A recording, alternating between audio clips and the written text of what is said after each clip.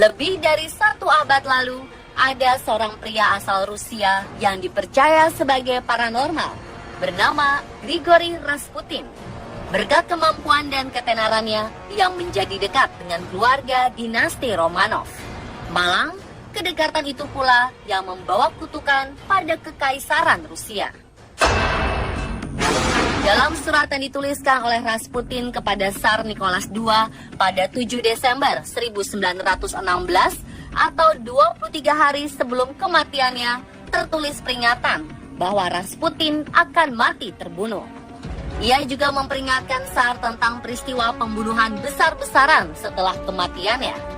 Jika aku dibunuh oleh jelata sesamaku, para petani Rusia, kamu, Tsar dari Rusia, tak perlu khawatir. Anak-anakmu akan memerintah Rusia selama berabad-abad. Namun Tsar Rusia, jika kau dengar tentang lonceng tanda kematianku dan keluargamu yang merancangnya, maka tak satu pun dalam keluargamu, tak satu pun anakmu akan tetap hidup dalam 2 tahun sejak saat itu. Mereka akan dibunuh oleh orang-orang Rusia. Dan ternyata ada anggota keluarga dinasti Romanov di antara pelaku pembunuhan terhadap Rasputin. Kutukan Rasputin pun kemudian menjadi kenyataan. Muncul keonaran di Rusia, dan keluarga Tsar yang diasingkan di penjara Siberia akhirnya dieksekusi secara mengenaskan pada 17 Juli 1918, 19 bulan setelah kematian Rasputin. Lalu siapakah sebenarnya Grigori Rasputin?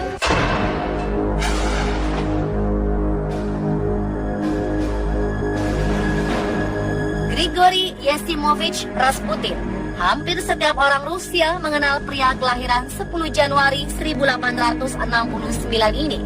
Awalnya tak ada yang istimewa darinya, hingga pada suatu hari masyarakat di sekitarnya mulai merasakan adanya kekuatan gaib pada diri Rasputin. Saat itu, sekelompok petani berjalan mencari tahu siapa yang telah mencuri kuda. Rasputin yang sedang terbaring sakit di tempat tidur, tiba-tiba beranjak dari tempat tidurnya dan menunjuk salah satu petani yang dianggapnya sebagai pencuri kuda. Petani yang dituduh menyangkal tuduhan Rasputin dan memukul Rasputin karena tidak terima dirinya dituduh begitu saja. Hingga akhirnya perkataan Rasputin mulai menunjukkan tanda-tanda kebenaran. Pada malam harinya, 2 petani lain mengikuti seorang petani yang ditunjuk oleh Rasputin sebagai pencuri. Dan tuduhan Rasputin pun terbukti. Petani tersebut terlihat memimpin kuda dari gudang dan membawanya ke dalam hutan. Sejak saat itu, Rasputin dianggap sebagai seorang paranormal.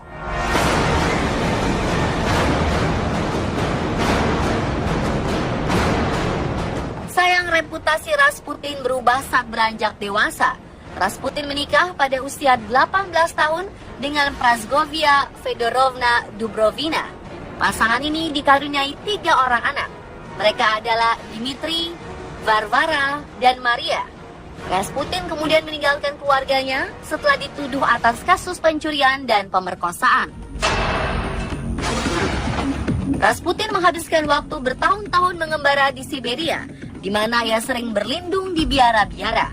Pada tahun 1893, ia mengaku telah memiliki kebangkitan rohani setelah menerima visi dari Our Lady of Kazan, kemudian memanggilnya dengan sebutan Stranik atau pengemis pengembara suci. Beberapa lainnya menyebutnya Eurodiviv atau orang beragama yang aneh. Pada tahun 1902, ia sempat kembali ke kampung halamannya untuk memulai sebuah gereja. Namun ajaran yang radikal membuatnya diusir dari sana. Salah satu kepercayaan yang menyesatkan adalah satu-satunya cara untuk membersihkan dosa adalah dengan berbuat dosa sebelum akhirnya sepenuh hati mengakui segala kesalahan.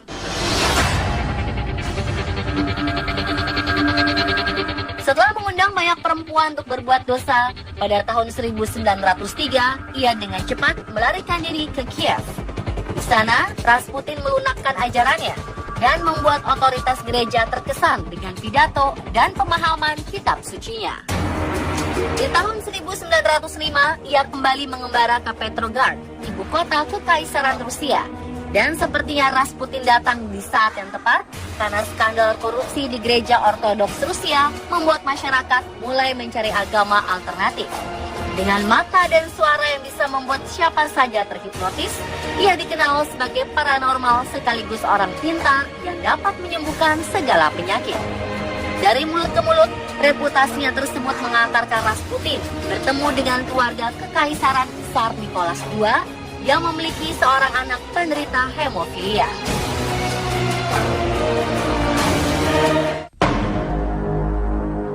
Alexei Nikolaich, anak kesayangan kaisar berusia 3 tahun ini tak kunjung sembuh meskipun sudah mendapat perawatan dari dokter-dokter terbaik di Rusia.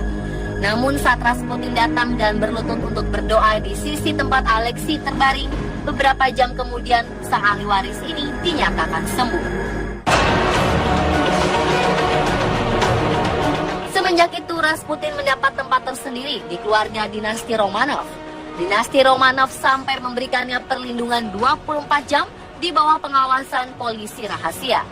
Namun yang terjadi di luar dugaan. Ketika sedang tidak mengajar atau menyembuhkan, ia berada di bar. Ia juga masih belum berubah dengan tidak membatasi diri menghabiskan waktu bersama para wanita termasuk para bangsawan. Melihat kelakuan Rasputin, para polisi tersebut melaporkannya kepada Tsar Nicholas II dan istrinya Alexandra.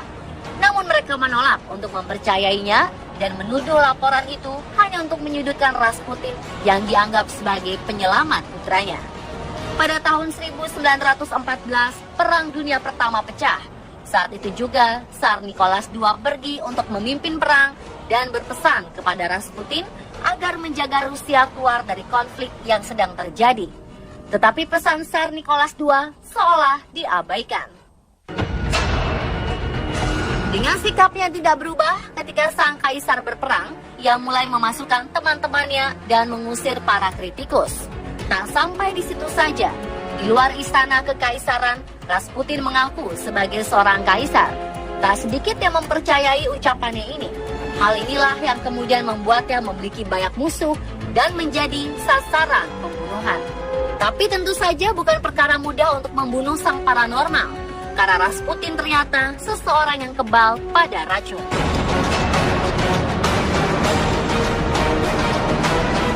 Lalu bagaimana akhirnya Rasputin bisa terbunuh? Bagaimana kutukan Rasputin menjadi kenyataan? Berbagai versi menyelimuti kisah misterinya.